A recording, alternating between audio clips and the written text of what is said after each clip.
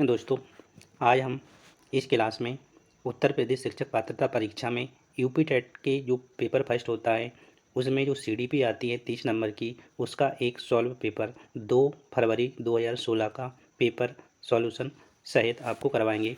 तो इसके लिए आपको वीडियो को पूरा देखना है और ध्यान से इनकी क्वेश्चन आंसरों को ध्यान से सुनना है। चलिए अब स्टार्ट करते हैं। हम अपने पहले प्रश्न पर जाते हैं।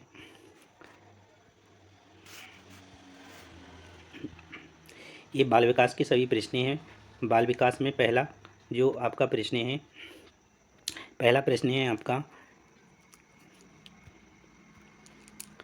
एक परिस्थिति में अर्जित ज्ञान को दूसरी परिस्थिति में उपयोग करना क्या कहलाता है? आपका पहला ऑप्शन है सीखने की विधियाँ, दूसरा ऑप्शन है सीखने में स्थानांतरण, तीसरा ऑप्शन है सीखने में पठार, चौथा ऑप्शन है सीखने में रुचि। चलिए आप इसका आंसर बताइए कौन सा होगा। इसका जो सही आंसर होगा वो आपका बी आंसर होगा, दूसरा आंसर होगा। चलिए आगे चलते हैं। चलिए दूसरे प्रश्न पर चलते हैं। दूसरा प्रश्न है अनुभव द्वारा व्यवहार में परिवर्तन क्या कहलाता है? हम जो अनुभव किसी काम को करते हैं उसके जो अनुभव हमारे लिए मिलता है, जिसके द्वारा हमारे व्यवहार में परिवर्तन होता है, वो किस कारण से होता है? पहला ऑप्शन है स्मृति, दूसरा है सीखना, तीसरा है प्रेरणा, चौथा है चिंतन। तो इसका जो सही आंसर होगा वो आपका कौन सा होगा, ये आप जल्दी से जल्दी बताइए। आपको 5 सेकंड का समय दिया जा रहा है।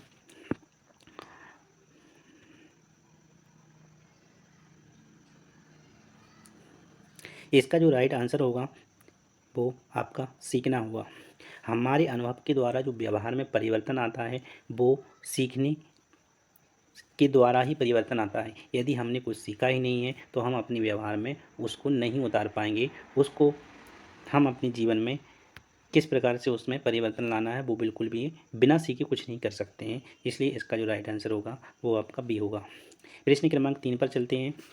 प्रश्न क्रमांक 3 है आपका, प्रश्न क्रमांक 3, सांख्यिकी में वह रेखा चित्र जिसमें आवृत्तियों को स्तंभों द्वारा प्रदर्शित किया जाता है क्या कहलाता है? चलिए बताइए। इसका आंसर है नंबर 1 स्तंभाकृति, दूसरा है आकृति बहुभुज, तीसरा है संचयी आवृत्ति, चौथा है रेखा चित्र। तो इसका जो सही आंसर होगा वो आपका पहला आंसर होगा, स्तंभाकृति कहलाता है। प्रश्न क्रमांक 4 पर चलते हैं। प्रश्न क्रमांक 4 है आपका, प्रश्न क्रमांक 4 है आपका, विकास की किस अवस्था में बुद्धि का अधिकतम विकास होता है? पहला ऑप्शन है बाल्यावस्था में होता है, दूसरा ऑप्शन है शिशुवावस्था में होता है, तीसरा है किशोरावस्था में होता है, चौथा है भ्रूणावस्था में होता है। तो विकास की किस अवस्था में बुद्धि का अधिकतम विकास होता है? तो इसका जो आपको राइट आंसर है वो आपके लिए लगाना है किशोरावस्था। किशोरावस्था में सबसे ज़्यादा बुद्धि का विकास होता है। प्रश्न क्रमांक 5 पर चलते हैं। प्रश्न क्रमांक 5 है आपका, शिशु का अधिकतम व्यवहार आधारित होता है किस पर होता है? जो शिशु होते हैं छोटे छोटे, उनका जो व्यवहार होता है वो किस पर आधारित होता है? नंबर 1 मूल प्रवृत्ति पर, दूसरा है नैतिकता पर, चौथा है वास्तविकता पर और तीसरा है वास्तविकता पर और चौथा ऑप्शन है आपका ध्यान पर। तो आप बताइए कि इसमें जो सही आंसर होगा वो कौन सा होगा? इसका जो सही आंसर होगा मूल प्रवृत्ति पर होता है। चलिए प्रश्न क्रमांक 6 पर चलते हैं। प्रश्न क्रमांक 6 है आपका, अंतर्दृष्टि सूझ द्वारा सीखने के सिद्धांत में कॉलहर ने प्रयोग किया था। किस पर प्रयोग किया था? नंबर 1 कुत्ते पर, नंबर बी वनमानुषों पर, तीसरा है बिल्ली पर और चौथा है चूहों पर। बताइए, आपने इसकी थ्योरी पढ़ी होगी कि अंतर्दृष्टि के द्वारा सीखने में जो सिद्धांत कॉलहर ने किया था वो किस पर किया था? कॉलहर ने किस पर अपना प्रयोग किया था? कुत्ते पर किसने किया था? तो ये पावलव ने किया था। कुत्ते पर पावलव ने किया था।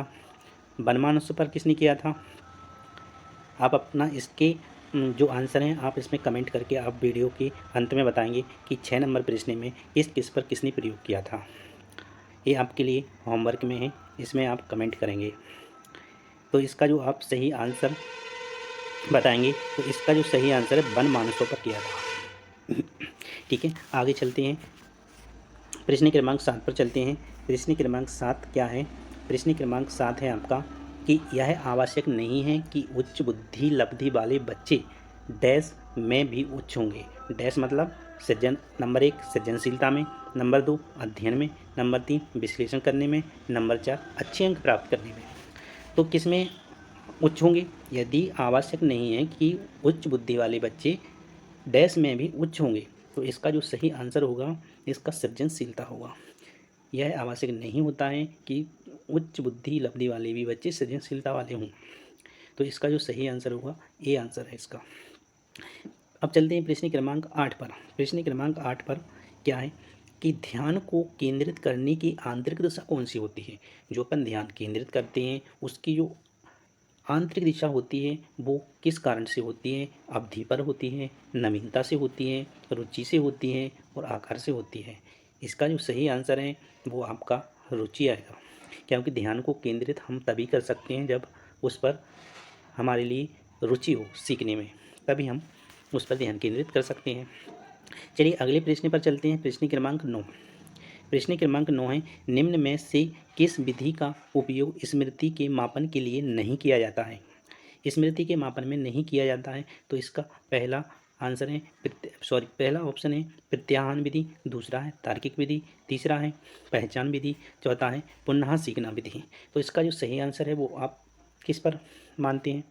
इसका आंसर आप जल्दी बताएं। इसका सही आंसर है तार्किक विधि। तार्किक विधि के ही द्वारा हम स्मृति का मापन नहीं किया जा सकता है।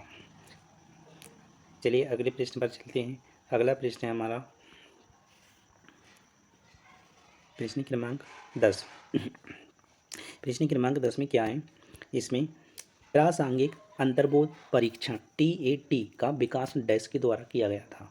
TAT का विकास किसके द्वारा किया गया था? प्रासंगिक अंतर्बोध परीक्षण का विकास किसके द्वारा किया गया था? पहला है साइमंड, दूसरा है होल्टजमैन, तीसरा है मरे, चौथा है बेलक। तो इसका जो परीक्षण है वो आपका सी नंबर का आंसर सही है, मरे के द्वारा किया गया था। प्रश्न क्रमांक 11 है, मनोविज्ञान का शिक्षा के क्षेत्र में सबसे बड़ा योगदान है किसका है? नंबर 1 विषय केंद्रित शिक्षा पर, दूसरा है शिक्षक केंद्रित शिक्षा पर, तीसरा है चौथा ऑप्शन है बाल केंद्रित शिक्षा पर। तो हमने सुना है, हमने पढ़ा है, सीखा है, पहले जो शिक्षा थी वो शिक्षक केंद्रित रहती थी, लेकिन अब NEP 2020 के द्वारा इसका जो सही आंसर माना जाएगा वो बाल केंद्रित शिक्षा है।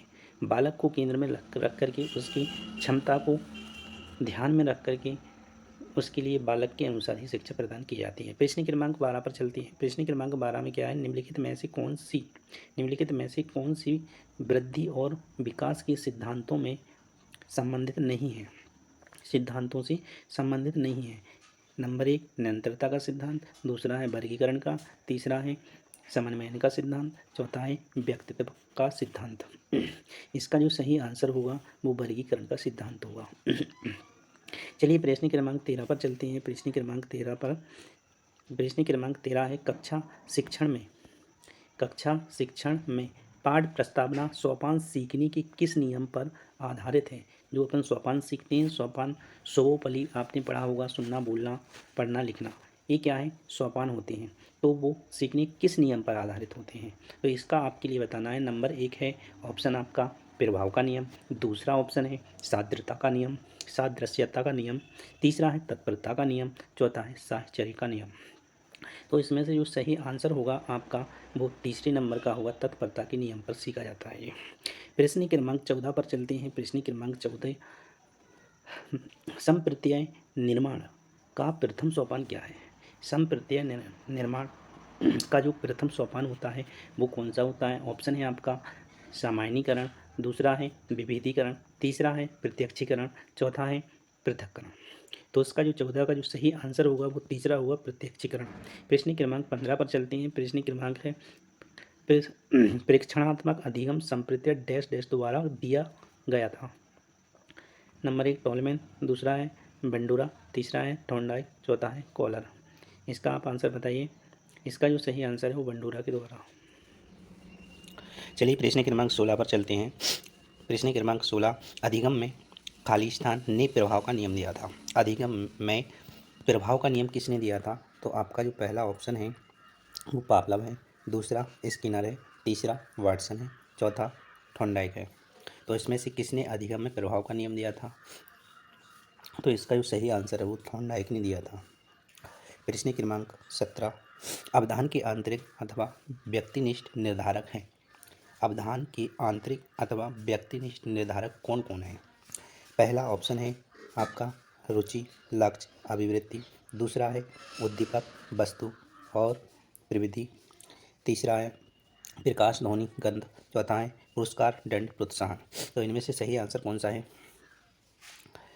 इसका जो सही आंसर है वो पहला आंसर है 17 का ये आंसर, रुचि, लक्ष्य और अभिवृत्ति। प्रश्न क्रमांक 18 पर चलते हैं। बाल मनोविज्ञान का क्षेत्र है।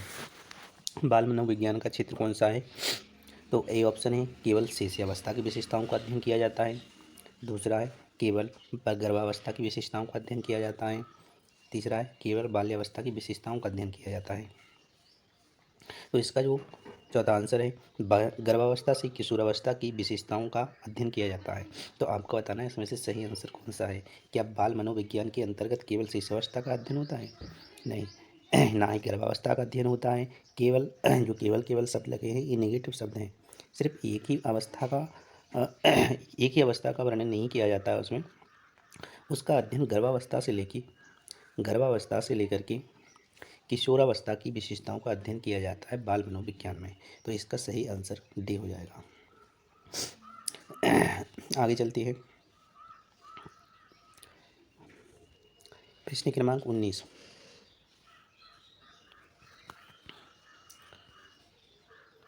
प्रश्न क्रमांक 19 पर चलते हैं। 19 है प्रश्न क्रमांक, वह अवस्था जो कि माता की 21वीं गुणसूत्र जोड़े के अलग ना हो पाने के कारण होती है, क्या कहलाती है वो? पहला ऑप्शन है डाउन सिंड्रोम, दूसरा है क्लीनफेल्टर सिंड्रोम, चौथा है टर्नर सिंड्रोम और चौथा है विल्सन सिंड्रोम। तो इसका जो सही आंसर होगा 19 में का पहला होगा, डाउन सिंड्रोम इसका सही आंसर होता है। प्रश्न क्रमांक 20 पर चलते हैं। प्रश्न क्रमांक 20 है आपका, कौल वर्ग के अनुसार किस अवस्था में नैतिकता बाह्य कारणों द्वारा निर्धारित होती है? कौल वर्ग के अनुसार किस अवस्था में जो नैतिकता होती है वो बाहरी कारणों से निर्धारित होती है? बाहरी कारण जैसे कि पर्यावरण से निर्धारित होती है, तो वह कौन सी अवस्था में होती है? तो इसका जो पहला आंसर होगा वो आपका पूर्व पारंपरिक अवस्था होगा। दूसरा आंसर आपका पारंपरिक अवस्था होगा। तीसरा पश्चात पारंपरिक अवस्था होगा। चौथा इनमें से कोई नहीं। इसका जो सही आंसर है वो आप बताइए। इसका जो सही आंसर है वो ये आंसर होगा, पूर्व पारंपरिक अवस्था में होता है ये। प्रश्न क्रमांक 21 में चलते हैं। कौन सा सही क्रम है? 21 में है आपका कौन सा सही क्रम है निम्नलिखित में से? तो मतलब पहले जो युग्मज का निर्माण होता है तो उसका जो सही क्रम होता है वो क्या होता है? पहला ऑप्शन है इसका अंडाणु, शुक्राणु और ब्लास्टोसिस और युग्मनज। दूसरा है ब्लास्टोसिस, अंडाणु, शुक्राणु, युग्मनज। तीसरा है ब्लास्टोसिस, युग्मनज, अंडाणु, शुक्राणु। चौथा है अंडाणु, शुक्राणु, युग्मनज, ब्लास्टोसिस। इसका सही क्रम बताना है। जो भ्रूण का निर्माण होता है, भ्रूण के निर्माण में पहले किस किस का संयोग होता है, उसके बाद क्या बनता है, उसके बाद क्या होता है, ये एक प्रक्रिया होती है। तो उसका सही क्रम बताना है भ्रूणावस्था का। भ्रूण बनता है, भ्रूण के निर्माण का सही क्रम क्या होगा? तो इसका जो सही आंसर होगा वो आप लगाएंगे ऑप्शन क्रमांक 4। इसमें क्या होता है देखिए, अंडाणु, शुक्राणु, युग्मज। जब अंडाणु शुक्राणु से मिलता है तो युग्मज बनता है। युग्मज के बनने से फिर उसमें ब्लास्टोसिस होता है। यह गर्भाशय की दीवारों में जाके चिपक जाता है, इसलिए वहाँ से भ्रूण का निर्माण स्टार्ट हो जाता है। ये हो नहीं सकते हैं, ये गलत है, क्योंकि अंडाणु, शुक्राणु, ब्लास्टोसिस पहले नहीं होता है। जे आएगा पहले ए आएगा, फिर ए आएगा, इनके बाद फिर ये भी नहीं होगा। ये ब्लास्टोसिस लास्ट की प्रक्रिया है, ये ब्लास्टोसिस लास्ट की है, तो ये भी गलत हो जाएगा। अगला प्रश्न देखते हैं, प्रश्न क्रमांक 22, अंतर्मुखी बहिर्मुखी से अंतर्मुखी, बहिर्मुखी तथा उभयमुखी व्यक्ति का वर्गीकरण द्वारा किया जाता है। डैश के द्वारा मतलब किसके द्वारा किया जाता है? तो इसके जो ऑप्शन है क्रिचनर, दूसरा है यूंग, तीसरा है सेल्डन, चौथा है स्प्रेंजर। तो इसका जो सही आंसर है वो आपका यूंग है। यूंग आपका सही आंसर है। प्रश्न क्रमांक 23 पर चलते हैं। उदाहरण, निरीक्षण, विश्लेषण, वर्गीकरण, नियमीकरण। उदाहरण, निरीक्षण, विश्लेषण, वर्गीकरण, नियमीकरण निम्नलिखित में से किस विधि के समान है? आपके लिए बताना है। पहला ऑप्शन है निगमन विधि के हैं क्या, आगमन विधि के हैं क्या, अंतर्दर्शन विधि के हैं क्या, बहिर्दर्शन विधि के हैं क्या? तो इसका जो सही आंसर है आगमन विधि के होते हैं। सबसे पहले अपन उदाहरण देते हैं, उदाहरण से नियम की ओर चलते हैं। आगमन विधि में उदाहरण से नियम की ओर चलते हैं, उदाहरण से नियम की ओर चलते हैं। और जो निगमन विधि होती है ये नियम से उदाहरण की तरफ चलती है, क्योंकि इसमें पहले उदाहरण है, फिर उसका निरीक्षण करेंगे, फिर विश्लेषण करेंगे, फिर वर्गीकरण करेंगे, फिर नियमीकरण करेंगे। तो ये विधि कौन सी हो जाती है? आगमन विधि हो जाती है। इसके आगे चलते हैं। अगला प्रश्न है आपका 24 नंबर। 24 नंबर में जो आपका प्रश्न है, फ्रॉइड के अनुसार हमारे मूल्यों का आंतरिकीकरण डैश में होता है, किस में होता है? इदम में होता है, या अहम में होता है, या पराहम में होता है, या परिस्थितियों में होता है? इसका जो सही आंसर होगा पराहम होगा, पराहम में होता है। प्रश्न क्रमांक 25 पर चलते हैं।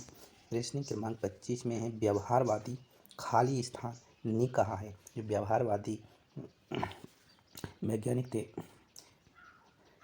मनोवैज्ञानिक थे, तो उन्होंने मुझे नवजात शिशु दे दो, मैं उसे डॉक्टर, वकील, चोर या जुझारू बना सकता हूँ।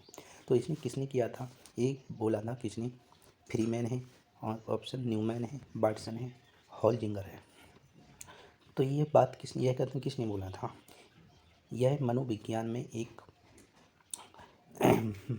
बाल विकास में एक मनोविज्ञान थे वाटसन। इन्होंने बोला था आप हमें एक नवजात शिशु दे दो, मैं उसको चोर, डाकू, जो आप बनाना चाहते हैं वो मैं उस बच्चे को बना सकता हूँ।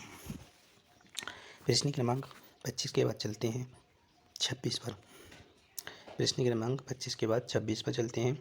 26 में प्रश्न है आपका, ध्यान आकर्षित होने में खाली स्थान की प्रमुख भूमिका होती है। ध्यान को आकर्षित करने के लिए किसकी आवश्यकता होती है? नंबर ऑप्शन है ए उद्दीपन की तीव्रता, उद्दीपन की उपादेयता, उद्दीपन की विश्वसनीयता, उद्दीपन की सक्रियता। तो इसका जो सही आंसर होगा वो उद्दीपन की तीव्रता होगा। ध्यान को आकर्षित करने के लिए जो उद्दीपन होते हैं वह क्या होती हैं? तीव्रता होनी चाहिए उनमें।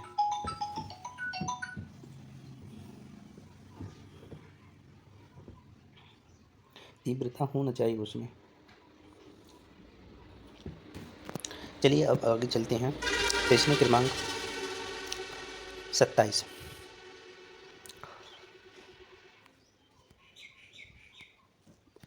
प्रश्न क्रमांक 27 में क्या है? खाली स्थान छात्र में रुचि उत्पन्न करने की कला है। कौन सी कला है? शिक्षण, दूसरा है सहानुभूति, तीसरा है समदृष्टि, चौथा है प्रेरणा।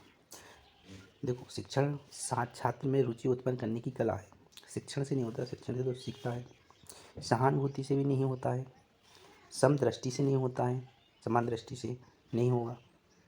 तो इसका जो सही आंसर होगा वो प्रेरणा होगा, क्योंकि प्रेरणा छात्र में रुचि उत्पन्न करने की कला होती है। अगर उसको अपन मोटिवेशन नहीं देंगे तो छात्र पढ़ेगा नहीं। मोटिवेशन से पढ़ने के लिए रुचि पैदा करता है। प्रश्न क्रमांक 28 में देखें। फ्रॉइड के अनुसार क्या है? नंबर एक ऑप्शन है आपका, ग्रहण किए गए सीखे हुए